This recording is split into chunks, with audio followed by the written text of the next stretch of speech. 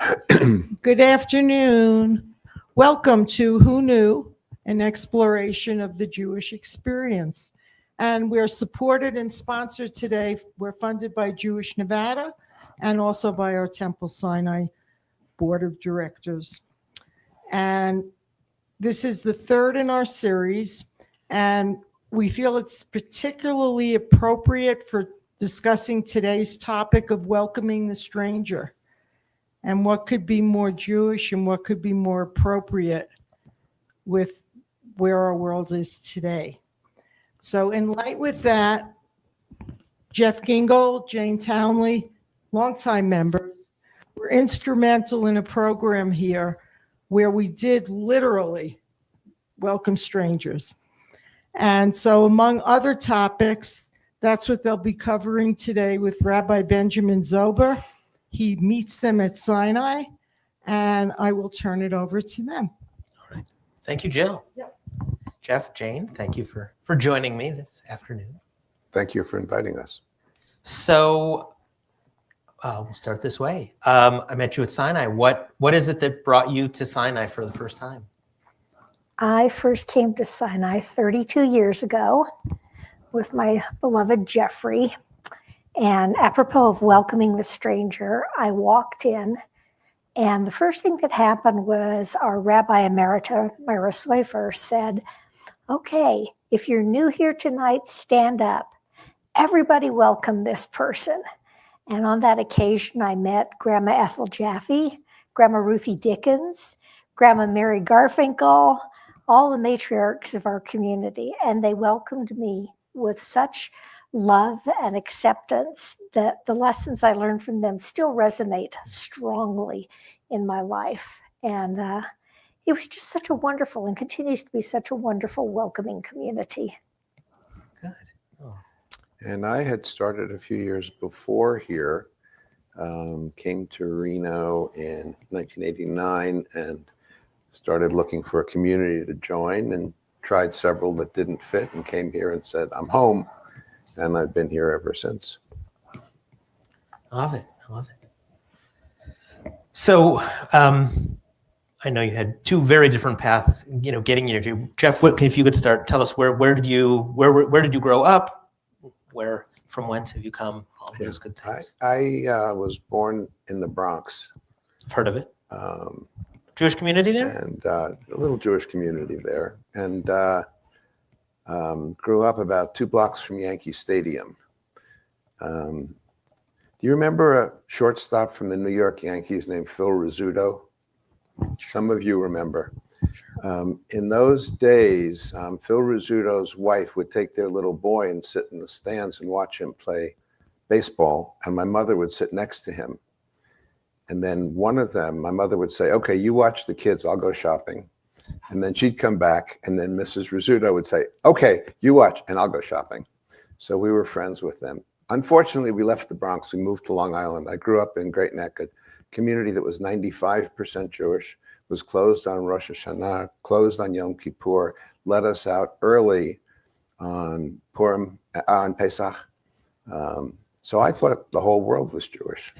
Went to college at Tufts in Boston and was in a Jewish fraternity and was very active. It was a very active Jewish community there, and then went to medical school at Cornell in New York City. Cornell traditionally had not been the most friendly to Jews, but my class, because a lot of people had funny names that their parents had changed, had 18 out of the 90 students were Jewish, whereas they usually had 5 or 6. So it was a very comfortable environment.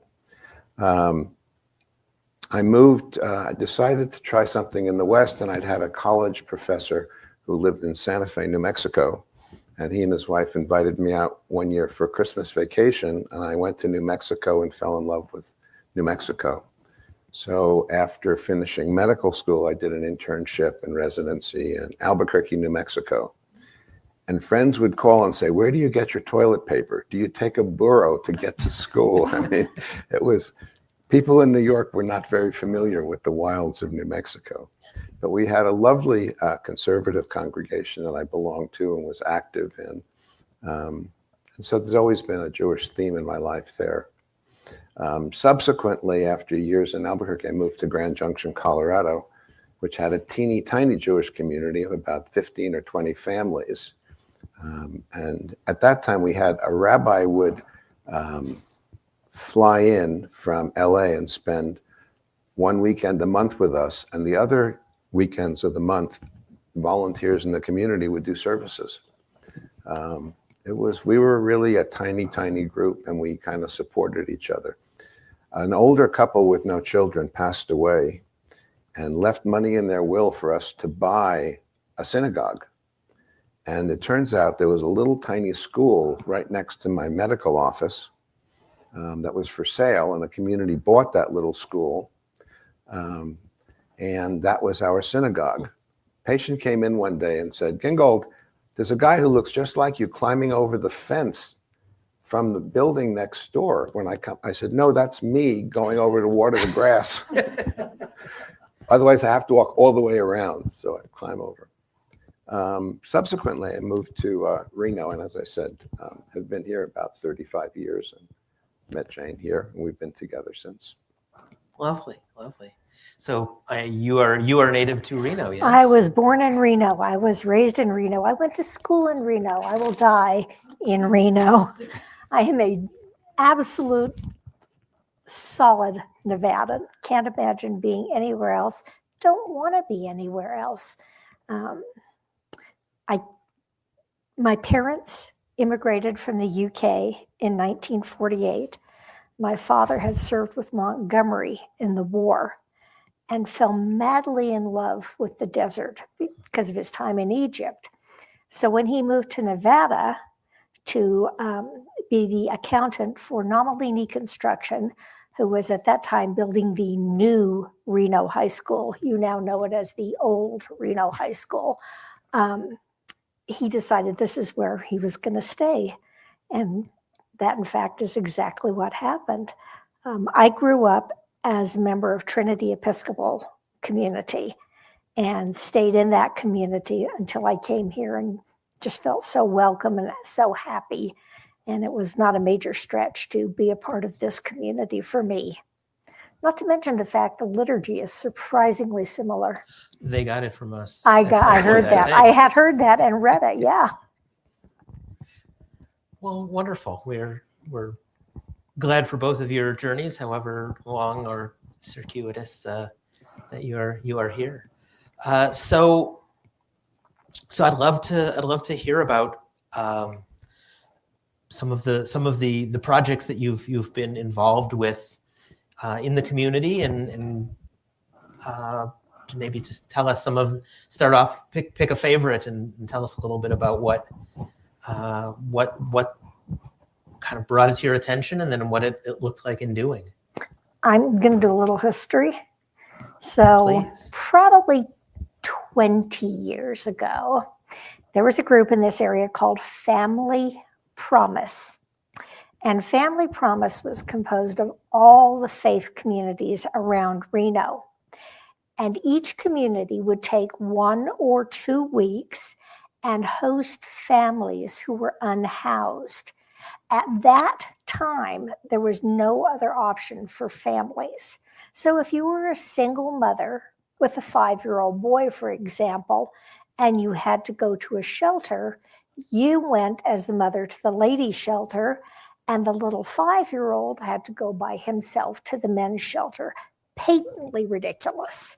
So the faith communities put this wonderful program together, and we agreed to sponsor the 2 weeks over Christmas, because what else do we have to do but watch movies and eat Chinese food? So we would have the families here, and they would stay in the classrooms, and we would set the classrooms up with beds. And each year we would provide presents for them for Christmas. They were allowed to have little tiny Christmas trees in their rooms, but certainly not in the sanctuary and not in the social hall. Although the social hall was not this social hall, it was. And we took care of these families. Ultimately, that program kind of moved into a new iteration called Interfaith Hospitality Network. And we were very involved with that for years and years. The guy who was the head was, help me, JD. JD, can't remember his last name, who was one of the Christian ministers around town, and really was a force behind making certain that we had programs available to people who needed them, and was a major force in getting a lot of things established, including the Record Street winter housing project. And we participated in that for years and years too, where members of our community would go and stay overnight in the Record Street facility and help people who would be in the tent, sleeping out of the cold, which was just a godsend. And that went on for a number of years. And then we got connected with the International NNIC, Northern Nevada International Center. And this was probably in about 2016. And they said to us, would you have any capacity to help a family coming from a war-torn region? Yes, we would have capacity to do that. And we sponsored a family of 5, the Zerurs, who are just the most wonderful people you could ever hope to meet. They came to us initially from Syria, where their home had been bombed, their livelihood had been destroyed. There was some physical and a lot of emotional damage to the family. They escaped to Turkey, where they stayed with the mom, Marwa's, I believe, brother, and then to offer their children more. They worked so hard and they got sponsorship to come to America. They were amongst the last families allowed in because the then president decided to close down all immigration to this country, the then and now president. So they came to this country, and I can remember them on December 20th coming down the staircase at Reno International Airport. Mom, Marwa, Dad, Ahmed, and 3 adorable children, 5, 7, and 9. 9 is Shaima, 7 is Yamama, and their little one was Hamoudi, 2 girls and a boy. And they were just shell-shocked. I don't know how else to phrase it. They were white-faced, exhausted, and overwhelmed. But we got them to their place that we'd set up. Prior to their coming, there had been a whole lot of logistics going on. We knew that they were going to arrive with nothing. And in fact, they had 10 suitcases. And that's everything they had on the planet. So they needed clothing, they needed bedding, they needed beds, they needed furniture, they needed a dining room table, they needed stuff for their kitchen, from knives and forks to appliances to food, everything. And with the help of Sinai, we put it together. We got them set up in a very cute apartment from which they have since moved, with everything they need, including some toys for the children, easels they could draw on, stuff like shampoo, lotion, toothpaste, toothbrushes, everything. And we were able to welcome them to this apartment. Then we had to be with them to help them learn their way in the system here. So they had to learn how to use a debit card. They had to learn what grocery stores they could go to. They are quite devout Muslims, and they wanted to eat halal foods, which is a tough thing in this town. It's like keeping kosher. It's a challenge to keep halal. We were able to accommodate that, and their own community stepped up so generously. Said, you need halal meats? Here, halal meats. They were wonderful. We had to teach them where they could go to get health care. And there were some health care issues that needed to be addressed that they had not had the capacity for. one night in the middle of the night, we got a call from Marwa saying, the heat has gone out. Absolutely gone. And this is January, and it was so cold. So Jeff and I got up in the night and we tore over to Walmart. Thank God for Walmart in the middle of the night, and bought 3 or 4 space heaters and drove them over to their apartment. And our community stepped up to help them get together and over hills like that. One of our members gave them a car. Another member furnished their living room. We got them set up with cable. You don't even think about it. Imagine life without internet.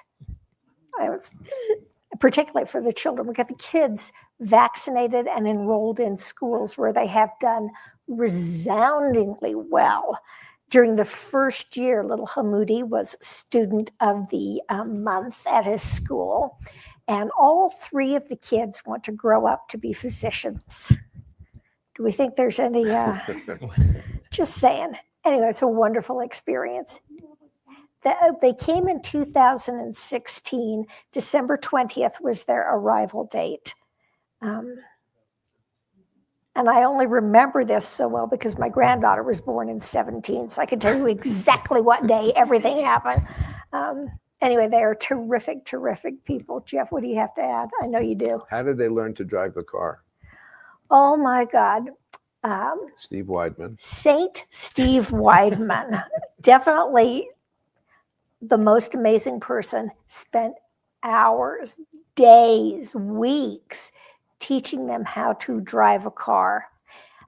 We would run back and forth to the school that was up on Whittakin Road, where they learned English. It's so hard to think now of all the things that we had to go through as a group, the Zorors and us, learning how to process life in this country versus their previous reality. Anyway, Steve Weidman was great. Chris Judy and Schumer- Laura would go over, Stanton would go over every single week and spend time. Judy Schumer was amazing. She was stepping up and helping, particularly with ESL for the kids, providing materials and information. I would need the synagogue directory to go through, and I would list every single name of every single person, and I apologize for my faulty memory, who was just there. Everything from money to putting stuff in the house to name it, it happened. It was so wonderful. It's a good thing. Yeah, that's It incredible. also helped our relationship, I think, with the Muslim community, because we then got invited to break the fasts that they would have. And when we would celebrate on December 20th, their anniversary, then friends from NNIC and friends from the Muslim community would all celebrate here. Sometimes in our social hall down the hall, we would have the most amazing mixed festival feast and celebration together. It's just terrific. Yeah, just absolutely marvelous. It was good. Yeah, well, and we continue to have wonderful relationship with folks at the mosque and community, and I go over there anytime they have anything involving food. There's going to be immediately good.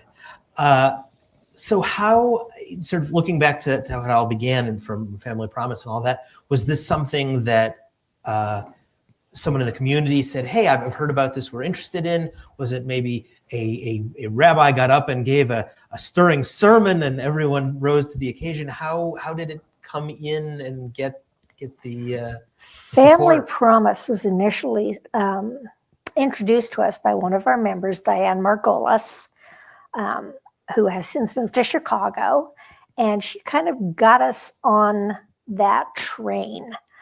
She was just very interested in helping people, and she happened to be a colleague of mine at work, and we collaborated on this. It was mostly her driving it. Then Interfaith Hospitality Network was taken over by Judy Schumer. And the Zorors came to us because we had a rabbi named Ethan Bear, who was just a terrific human, who stood up and said, we ought to do this. And we all kind of went, hey, you're right. We ought to do this. This is a good thing. And we did. About 15 years ago, we had this extremely bright pre-bar mitzvah student, Griffin Cutler Dodd, and he was looking for a project to do for his mitzvah project. And so he heard about this new program in town called Eddie House. You all know Eddie House has grown and is quite a big program. At that time, it was a small program to make space for homeless youngsters who were really in trouble. And Griffin said, I think what could they use? How could I help? Because these are young people and I'm a young person. And he decided to collect money and cosmetics and school supplies for these kids with the hope that he'd get maybe $200 or $300. Griffin got $2,200 worth of money and supplies and school supplies and clothing and donated that as his project to Eddie House. I said, what is Eddie House? So a group of us were invited to go over and learn about the facility and meet the people there. And we were so touched that this community jumped in and became supporters of Eddie House quite early. We would collect in addition to what Griffin had done, we would collect clothing and shoes and holiday presents. And several times during the year, we would volunteer and provide a breakfast or a lunch or a dinner. I'll stop you for 2 seconds, if I may. Go ahead. We learned in this early association with Eddie House, which had a slightly different demographic to what it has now, that Reno has the highest percentage, not strict number, but percentage of homeless youth in the United States. Most of these young people are caught in kind of a weird catch-22 thing where they've aged out of the foster system, but they're really not old enough to be independent. They're still little kids.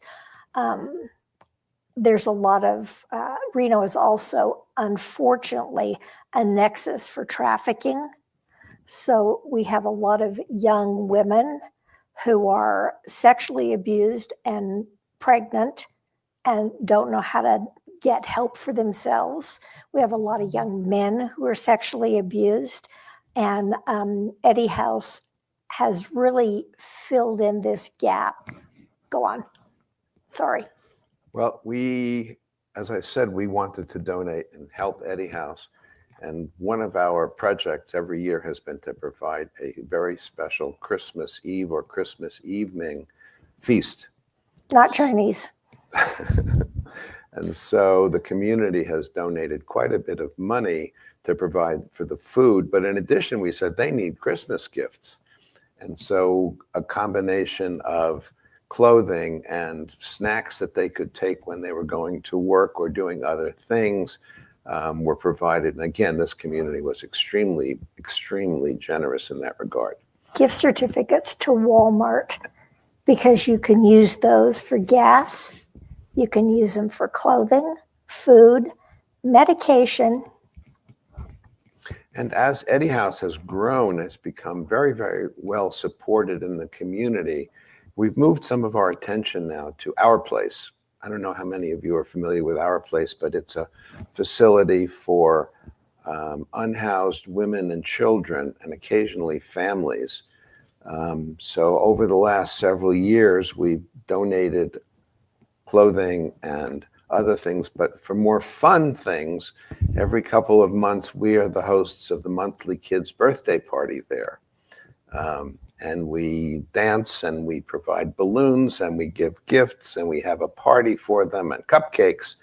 And sometimes we only have 6 kids and sometimes we have 18 with their families. And it's wonderful. In addition, Saturday nights, they have activities. So Temple Sinai people, a small group, have gone there every month or every month and a half and done a bingo or knitted things together or done craft activities.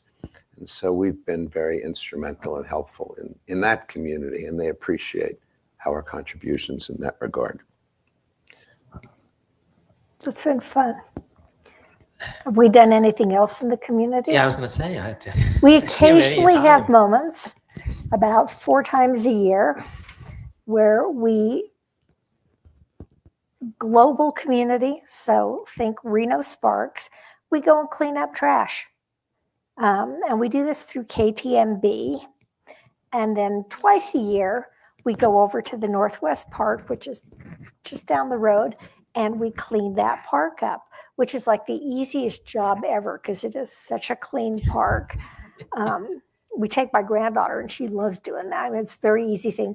At one point in time, we had the Sunday school kids come over. They haven't done that so much lately, but I'd love to get them back involved in that because it's good for the kids to learn how to take care of their own community. Talk to us about KTMB. Our daughter, I'll get to that. Oh, she's asked what KTMB is.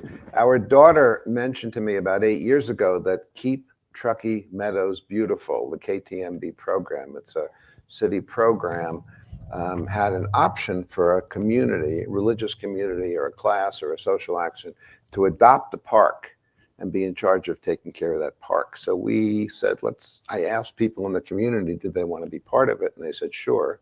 So we adopted a park that's 2 blocks from here, Northwest Park.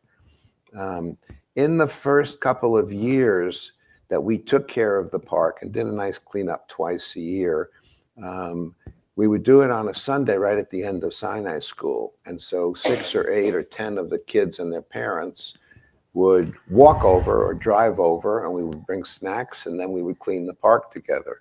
When shortly after you came, you and your mom and dad and Sarah and the kids all came and helped us clean the park. And your dad took a whole bunch of pictures that we then showed around that I remember. It was That's good. And then COVID. And it was really fun to have the kids there and be part of it. And then the KTMB staff would send a member, and he or she would tell us something about green energy or parks, taking care of parks. It was a good thing. During COVID, that shut down. So Jane and I became the KTMB Reno people at Northwest Park, and so we cleaned the park ourselves for the years that we were on On lockdown. that we were on lockdown. And then subsequently, unfortunately, since then, the Sinai School has not participated at all, which is disappointing. Couple of kids have joined us, but it's not been the way it was before. I can tell you about some other activities we did. There's a whole bunch of things that Sinai has done. Worcester High has a closet called the Colt's Closet, where people donate clothing and supplies for the kids there who don't have enough.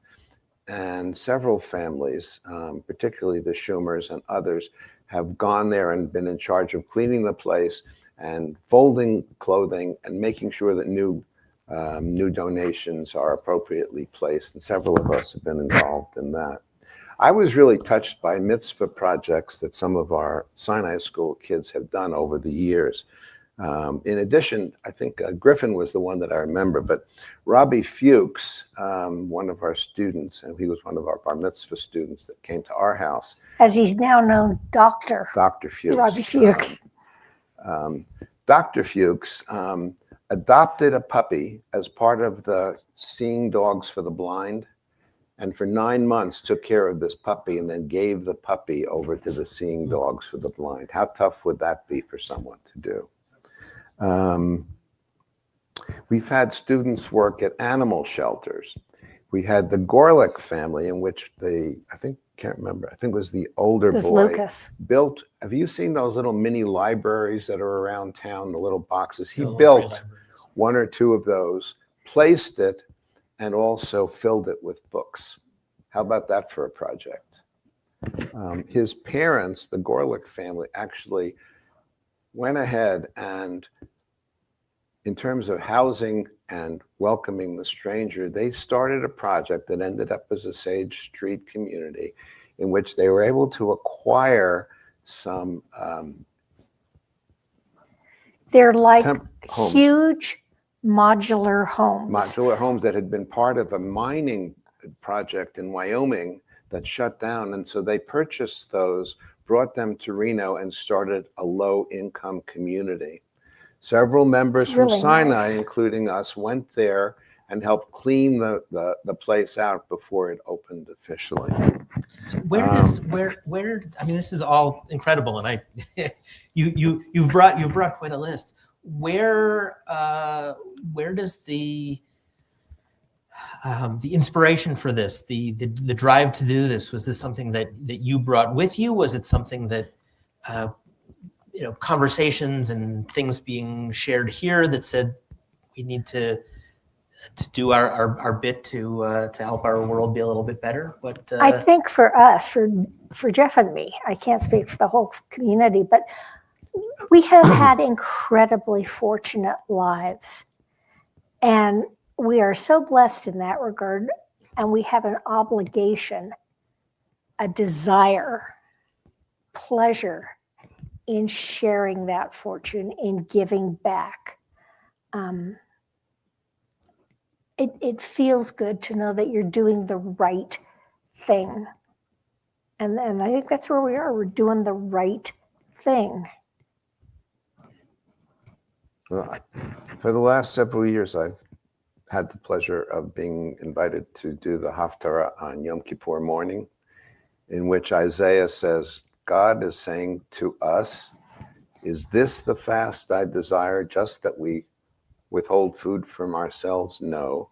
The fast I desire is that you feed the hungry, house the homeless, take care of the widow and the orphan. And I've always found that extremely meaningful. Rabbi Jonathan Sacks, who was the chief rabbi of the British Empire, said, I think this is the most powerful, most meaningful Haftarah of the year. I agree. Very touched by that. Also, seeing what young people could do in the community with their mitzvah projects and other things that they were participating in was very moving to us. And we said, gee, if young people are going this direction, let's support them and let's encourage our own kids to do the same thing. I can give you some other examples of things people have done. I mean, if they're favorites, I think it's always good to share the things that people have added as to the The community. food bank of Northern Nevada provides food to people who don't have it. And for years, Sinai members were weekly helpers at the food bank. Several of our members became major participants in the administration of that. I know the community, particularly with you and Rabbi Search, are very involved in LGBTQ issues and making people feel comfortable no matter what their sexual orientation and sexual focus happens to be. We've been doing that for years, Right. long before you guys. Yeah, we were very happy to walk We into were. a community where it was just this is the way we do it. Mhm. Are you all aware of the PAC Provisions program at UNR? There is a program that provides food and clothing and supplies for students, workers at UNR, and even some faculty who are down on their luck or down financially. And we've been contributors to that over the years as well. Shockingly, when UNR students, not all, some, receive a scholarship to come to UNR, and that scholarship may cover housing, tuition, books. It doesn't cover things like food and clothing. Imagine a Jewish mother hearing that there's inadequate food. It kills my soul every time. So that is a great program. Shortly before COVID, Rabbi Myra and I started a series called Sacred Sinai, where for several years, year and a half or so, we had speakers once a month talking about social issues and other issues that we thought were important from a Jewish perspective. And in our mind, this issue of welcoming the stranger and also our learning about other Jewish communities was really key. So in that program series, we had people learn about the Jewish communities of India. Are you at all familiar with the Jewish communities of India? I just finished a book called The Last Jews of Kerala. In that part of southwestern India, the basis of that community started at the time of King Solomon. They left Middle East and ended up in India, and there are still communities that are attached. So we needed to learn about that. And the speaker who came said, let's see, I live in the United States, but my family goes back, as far as we know, 10 generations in India, and probably longer than that. So it was interesting for us to learn about folks who don't look like me, don't look like Eastern European Gingolds and Shapiros and Bernsteins, but have names, long Indian names. We invited another speaker who was called Jason Harris, who was here last week. And Jason gave a program on Jews of color with a member of his community who's Black, of the community that he belongs to, in one of his program directors. Of course, one of our members had his son's bar mitzvah here. You may have heard of him, Sammy Davis Jr. A long time ago in a galaxy far, far away. I invited a national expert on aging and Jewish culture to come, and he was one of the speakers. We did that by Zoom. So the idea, again, was to make our community feel comfortable and focus on elderly Jews or Jews of color or women's issues or LGBTQ or Indian. And so that we thought that was important stuff to bring to the community here, and the community seemed to agree at that time. Yeah, no And we doubt. had that amazing woman from Stanford who wrote the book called, not Gravity's Rainbow, but something like Yes, that, yes. who discussed gender as not being one or the other, but on a continuum, and that we needed to shift the paradigm and really look at gender as a very fluid thing, both within the greater community and our immediate community. She herself was a transgender woman, and just, Barbara, do you remember her? It was a long time ago. She was part of that amazing group too. Griffin was You remember special. Griffin? Yeah, that Griffin sounds, was terrific. sounds memorable. People can't hear you.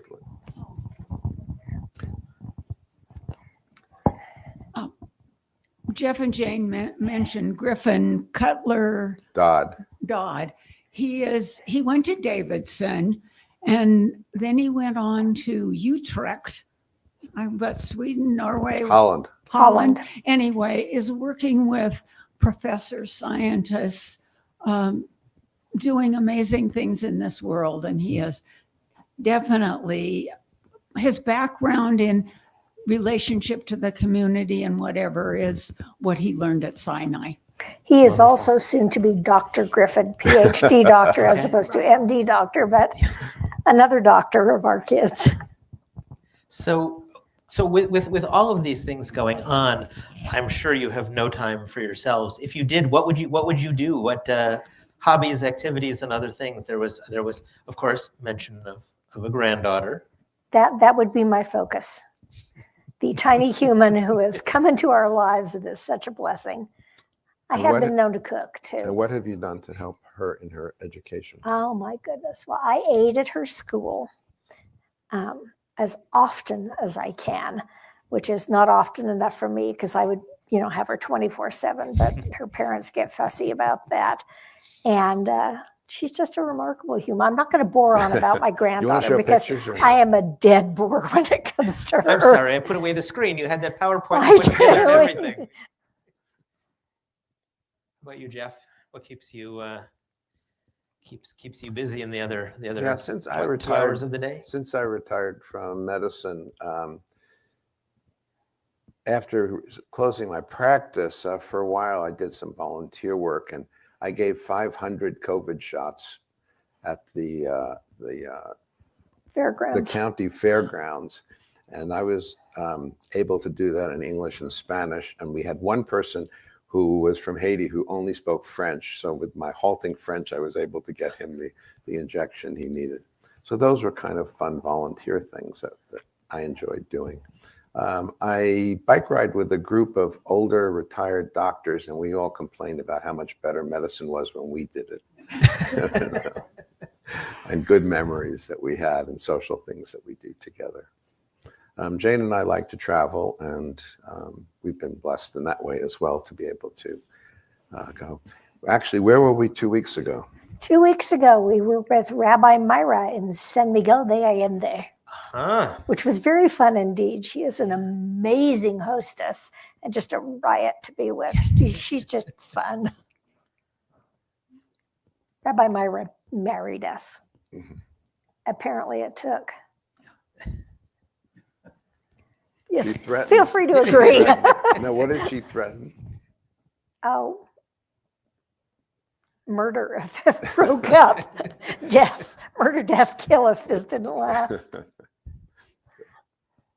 I think things are cycling, though, in terms of going back to social action and welcoming people. 10 years ago, we established the TSSAC, the Temple Sinai Social Action Committee. And we would have meetings once a month at the time that the other meetings were. And we would have 7 or 8 or 10 or 12 people show up at the meetings. And we had lots of food, so that was an attraction. And the problem with the meeting was we had too many people saying, I've got a project we should do. No, I've got a project. No, I've got a project. And then the group started shrinking down. And before COVID, we were down to maybe 6 or so people coming to the meetings. And then during COVID, we switched to Zoom meetings and the meetings got smaller. And even since the end of COVID, we're a smaller and smaller group. Just seems fewer and fewer people are very enthused about the social action projects that we had done before. Which will be so vital going forward, particularly as the SNAP program has just ended. So there's going to be huge amounts of food insecurity. Health premiums are about to become nationally unaffordable. And if ever there was a need for us to reach out and assist in our community, outside our community, now is that need. Before people get so far behind the 8 ball that they cannot recover. And it feels like that will happen shortly. That is the pitch. And there are still ongoing needs. Jane Grossman, who has been active, remains active with social action, asked me to remind people that there are volunteer opportunities with the Reno Warming Center, a program that will provide warm indoor facilities for people that will start from the end of November through March. And if anyone's interested in participating, contact Jane. She'll be happy to share that information with you. I was hoping that more of our Sinai school students would help clean the park or do other projects. We used to have a tradition that when somebody would have a bar bat mitzvah, that day and for the Friday night and the Saturday, the community would become aware of what that person's project was, and it kind of set a standard of the kids doing really interesting and meaningful projects. Years ago, I took a group of Sinai students to a nursing home and had each of them paired with one of the old folks. And they said, what was it like? What grade are you in? And these kids were, I think, 3rd or 4th grade. And they told the older person what 3rd and 4th grade was like for them. And then the older person said what 3rd or 4th grade had been like for them 75 years ago. And they really got attached to each other. Unfortunately, for insurance reasons, the program was stopped because we couldn't drive the kids back and forth. But for me as a geriatrician, to have young kids in the nursing home with my patients was absolutely wonderful.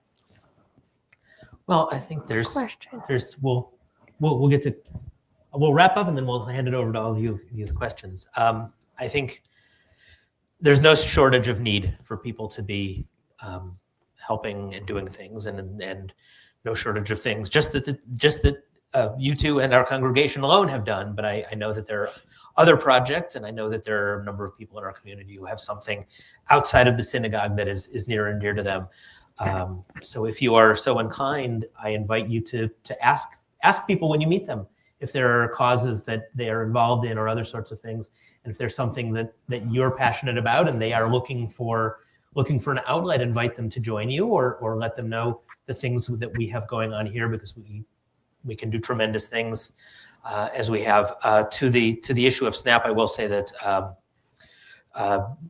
likely we will be sending out a message more broadly this week. But Rabbi Sarah and I we have some funds, and we know that this is something that does and will continue to affect people in our community. And so we urge anyone in this community who has a need to reach out to us and contact us, and we will see how best we can help you. And if you have the means and you are able to, donations sent in with that earmarked or to the Rabbi's Discretionary Fund, which is probably our easiest way to get things out. We are glad to help and partner with you in all of that, and hopefully there will be as little trauma and difficulty as possible, and then we'll be back to regularly scheduled life and all of those other things. So thank you both. I'm sure there's a million things I will think that I should have asked, always do. So perhaps we'll have you back and explore some of the other interesting bits of your lives. But I do want to turn it over to the folks here, because we know we have some questions here, and we may have some people online who also have some questions. So I will hand it over to I guess, all right, Daryl, you're starting off. Please, if you have a question, make sure you have a microphone in your hand so everyone can hear you. I have a microphone.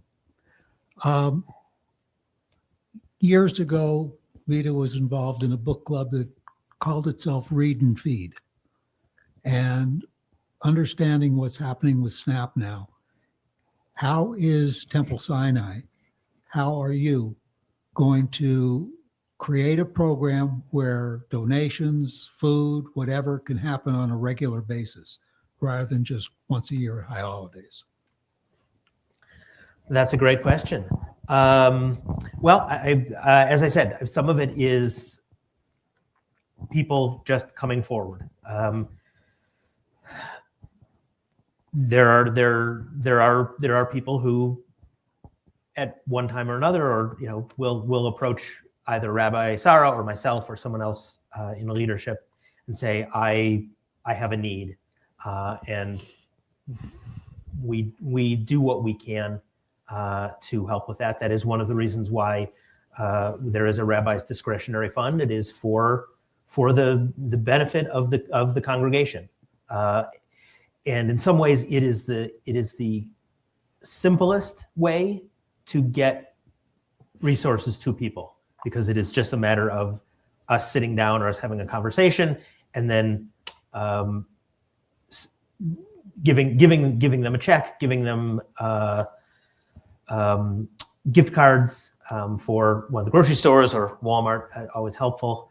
That's sort of the easiest, because there's no, I don't want to say strings on it, but to have other resources, have other, whether it's a dedicated fund or some sort of established means of people getting, signaling that they have a need and being able to do it, is something that certainly we can and should do. I would urge you to reach out to your board members and say, this is something that I think we can do, and they will have the best idea of how to, probably in concert with treasurer and CFO, how to create something, because oftentimes when we have whether it's restricted funds or other things, the way that it's set up, sometimes we are limited in how it can work. And so what we would want to do is we would want to have something that has as few barriers as possible so that we can get people the relief they need. But There are thank you some for being things on that. available now in the community that I think will be even more needed going forward. The grade schools around town, and this is not all grade schools. Obviously, there are some grade schools that are in very prosperous areas and have less need of this. But for example, Westergaard up the hill, or Winnemucca over there, or this one, and I've just gone completely brain dead on the name of the one just down the road here. Clayton, No, the grade school. or the grade school. I can't, it doesn't matter. At any rate, The schools collect at the start of the year clothing in anticipation of the upcoming winter months when some children may not have adequate clothing. So they get coats, they get warmer pants, they get boots and shoes and socks and things like that. They are always happy to have a contribution. Some of the even more economically challenged areas in town provide pantries where the parents can come into the school. And I know this at the grade school level, I'm sure it exists at other levels too, but Veterans Memorial School, for example, has a program where the parents of the students there can go shopping in the pantry. And I believe it's once a week, it may be more, but it's at least once a week. And for some of the families, that's their shopping option. Some of these schools also have a subsidized before, in, and after school feed the kids program. So the kids can come to school and get breakfast, have a hot lunch, and get a snack after school. And for some children in this area, that is their food option. They are painfully food insecure. So statistically across the nation, 1 out of every 4 children is food insecure, which is a horrific statistic. So if you want to do something that's in place right now, and keep in mind, members of this congregation have children who go to schools in the area. This is a great way to really assist families. Thank you. If I can add just very quickly a couple other things to that. One is Hebrew Free Loan Association, something that has existed for years. These are interest-free loans within the Jewish community. I know Howard Beckerman is very involved in that. If you know him, he's someone to ask. Also, Jewish Nevada is a tremendous partner and has some incredible resources for that thing. The last is that we all have voices. There are 2 conflicting teachings in Torah. One says that there shall be no needy, and the other says that there shall always be needy. And I think what that suggests is that we have the means, we have the capability of alleviating so much of the needs and the wants and the problems that face our community and our world. But as long as we are withholding, or we are of the mind that nothing can be done, then that neediness will continue to exist. And so we can reach out to our elected officials, to our community leaders, and say, we expect better. We would like more. And it is their job to figure out how to do those things. I don't think there's anything political or rather partisan about wanting everyone to be safe and secure. And it is reasonable for us to reach out to people who have the means or the ability or the authority to help do those sorts of things, and have them marshal their resources to make that happen. You have a question? Yeah. You already have a mic. Just I have go a ahead. question for the rabbi. Oh, no. In terms of social action, there's a pull between providing services to your own people, your own community, whether it's just Sinai or whether it's the Jewish community, versus reaching out to other parts of the community. One of the things that we did over the years was do a Shabbat service at several of the long-term care facilities. Again, being a geriatrician and making visits, I'd become aware of Mrs. Goldberg or Mrs. Shapiro at this facility or that. And people from the community would bake a challah and come with me. And sometimes it was once a month for 2 years. We would go to a particular facility and do a Shabbat service. They were too fragile to come and spend an hour or 2 here. They were delighted to have for 20 or 30 minutes. And we would meet people who were members of Sinai, as well as people who were not members of any organized community, Jewish community, but wanted to have a service. We've recently started doing that again, and we've made several visits to all 3 Jews at the Kylie Ranch facility. My question for you is, how do you balance the social efforts within your own community versus reaching out? And how do you deal with that? That's a great question. I have an exercise I often do with students where I put that exact problem in front of them. I give them an amount of money that can't be divided up cleanly into 3 units, and I tell them there are 3 food banks. There's a Catholic one, there's a Jewish one, and there's a community one. And how do you propose to divide the money? And it's fascinating to see how they approach it, because some people think, oh, well, we're Jewish, we should support the Jews, and other people say, well, we're Jews, but we're supposed to take care of other people, and they'll have different ideas. And I, of course, being sort of a chaos demon, will come in and see where they're going, and then feed them an idea about a different way of viewing the problem, because the reality is that they're all good options, that helping anyone is an absolute good. And we often feel more compelled to or more drawn to help people with whom we share something. The reality, of course, is that we all share humanity. And if someone feels strongly that they want to support other Jewish people, there's certainly nothing wrong with that. I wouldn't tell them, no, don't help the Jews, or the opposite. Maybe it's the utilitarian in me that I would tend to think, what is the best way to maximize what I can do? How can I help the most people? But at the end of the day, it comes back to the story about the starfish thrower.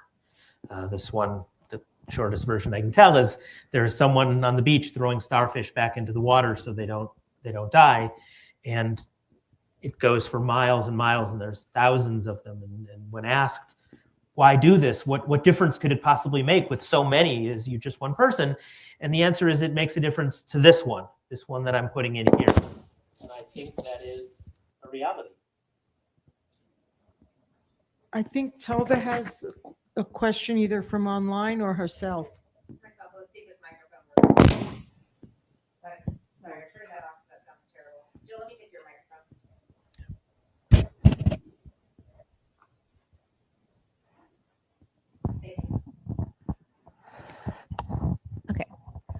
Hi, so this is my question. So certainly you've talked about a variety of projects over the years, which have had an innumerable number of volunteers, and oftentimes there's no shortage of ideas of what we could be doing. Even just in this Q&A, we heard the idea of a read and feed come up. So I think and this speaking a little bit as your temple president, I think sometimes what we have is more ideas than we have volunteers. So my question to Jeff and Jane is, for I guess a 2-part question. First, what do you think in your experience of seeing the long trend of volunteerism at Temple Sinai? Do you have any thoughts on why we have sort of seen a continuous decline in volunteers? And then on a more taking us back up from the valley after that would be, what sorts of things have you seen that have been successful in recruiting volunteers to projects? As I mentioned, and I agree with you, that the amount of volunteer participation has really diminished. I think some of this is contributed to by the war in the Middle East, and that there's more anti-Semitism and people are feeling more threatened and are looking more to protect each other within our Jewish community. But there's something cycling, things cycle, and periodically, the community decides that we really want to get involved in something like adopting a family that's moved here from the war-torn Middle East, or donating very, very generously to a home for a homeless, a place for homeless children. I just get the feeling that it's harder and harder to get people involved. As I mentioned, I'm particularly fond of the Yom Kippur morning Haftarah. And after reviewing and giving part of the Haftarah, I made a plea for people to contact those of us who've been involved in social action. Guess how many Sinai members commented after that they want to join our social action community? One. We had one person contact us and say he wanted to join our activities. That was a real punch in the nose for me, that we couldn't get more people interested and involved. I think projects that have been very successful and have garnered huge amounts of support in our community are generally projects that are spearheaded by one passionate person. And that one passionate person will, not me necessarily at all, will push, will drive, will coerce, beg, plead, whatever it takes, and it doesn't matter much what it takes to get the job done. And sometimes the job is larger community, and sometimes it's smaller community.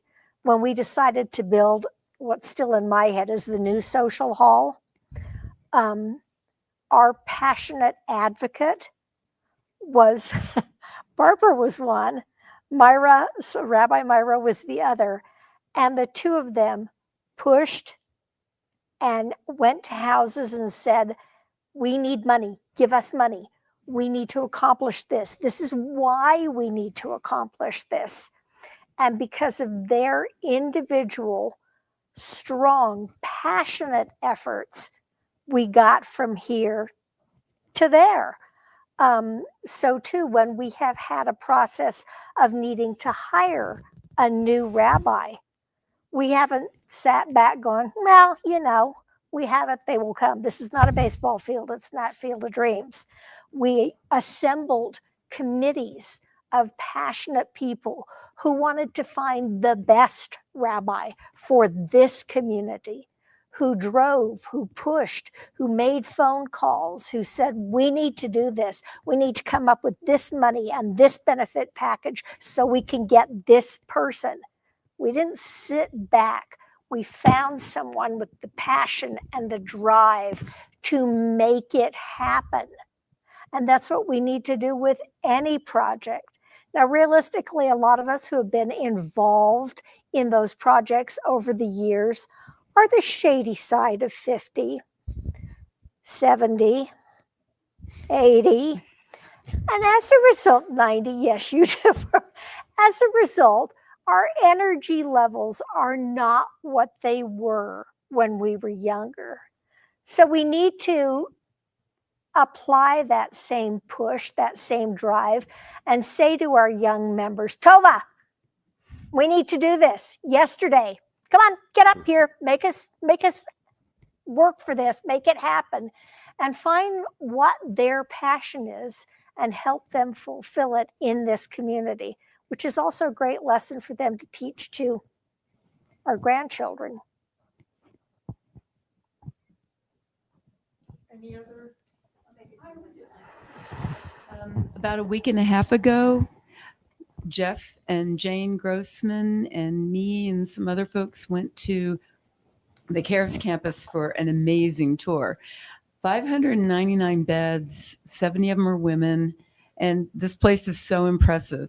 And of course, we learned about ways to volunteer there, which aren't very much right now. It's things like they've got all these donated clothes. They just need people to organize them once they get racks and shelves and stuff like that. And also serving food. They have lunch and dinner provided from Catholic Charities. They just need people to serve the food.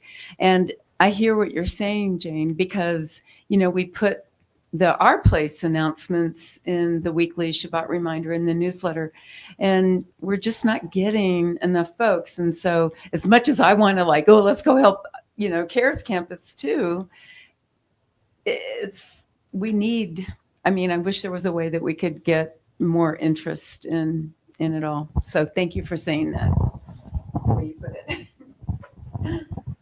Well, as you said, the same 7 or 8 people are the ones who volunteer in social action in a community of how many families? But life has changed significantly in operational mode in my 50 years at Temple Sinai. But where much of the activity was women, most of those women are working now. I think we just have to find some other ways and think of some other kinds of things, because that typical, the women will do it, as had gone on for many, many years, just is no longer available. Any other? Okay. I just had a quick comment or two because you both made me very nostalgic. I remember standing in the airport Turn around so they can see when you. when the Zorors came down the escalator, and then you made me think back to when we'd have social action committee meetings, and we could be 12, 15 people. This was back in 2016, around then. And we were a fun group too, and half of the meeting was, what are we eating? But and then we got to the work, right? And then you get COVID, and that disrupted a lot of involvement, you know? But I was just curious. Oh, and by the way, Jeff, we have a lot in common. I grew up 5 miles from you. So when you say you thought the whole world just, every school in the world was closed on Rosh Hashanah, right? No, not really, but you thought it was. Where are the Zorors now? I know they're still in Reno. What are they up to? Where are their kids? And how did life turn out for them in Reno? Well, the kids are so grown up now. The 2 girls are in high school. Shaima, the eldest, may have, I'm not 100% sure on this, passed her driver's license, which is a huge deal. The other 2 are doing very well in their studies. All 3 of them are bright, beautiful children. Ahmed is a gearhead. He loves cars. He is a car guy. He drives a taxi around town, which fills his passion for being in a car. He's a social guy. He likes to meet people. Marwa has done astonishingly well and now works at Reno in their pharmacy department area. She has been certified as a pharmacy assistant. She is certified to give injections, including COVID, flu, so on and so forth. And I think that there is kind of a back note. I'd like to be a pharmacist someday. And I hope to God she is able to fill that wish and desire. But they're all doing very well. They have a very nice apartment over In the Northwest. it's in the Northwest. Yeah, I'm very bad with that. And they're doing great. They're a wonderful, wonderful family. NNIC refers to them as their poster children for success story. And they always say, well, it's because we had our Jews. That would be us. They're Jews. I love that. In honor of celebrating the Zorors, the Gingold, Jeff and Jane have brought baklava for us to enjoy for refreshments today. So thank you so much for It's doing not that. as good as Marwa's homemade baklava. Which is a religious experience. We'll Let me enjoy just it no assure matter you. what. Good. Yeah. Any other questions? If not, we'll go enjoy the baklava. Thank you to the both of you for, Thank you. for teaching us and sharing with us. Thank you, Jill, for being our host. Thank you, Tova, for running tech and getting us all hooked up and all those things. Thank you, all of you, for coming. And I look forward to our next. Yes, December one. 14th. Kind of an interesting twist on Hanukkah. We made the oil last for 8 days, and we're going to talk about conservation and sustainability here in Washoe County. So our Sinai member, Jane Grossman, was able to invite the Washoe County Supervisor for Sustainability, Brian Beffert, and they'll both be here with Rabbi Ben, and we're going to be talking about how to preserve our resources the same way we celebrated on Hanukkah. So that's December 14th. When we get into the spring, Mary is going to be one of our guest speakers, and we're going to be talking about our place. And we kind of targeted this year to be a year of social action. So our goal is for each session, and today was a perfect example of what we as a community can do for social action. So join us in December, and then January, Judy Schumer will be with us for International Holocaust Remembrance Day. And then we'll go throughout May until next May with programs.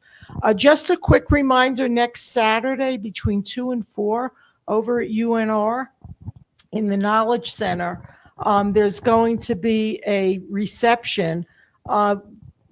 Donated books were given to us from, correct me if I'm wrong, the 16th century? 1600s.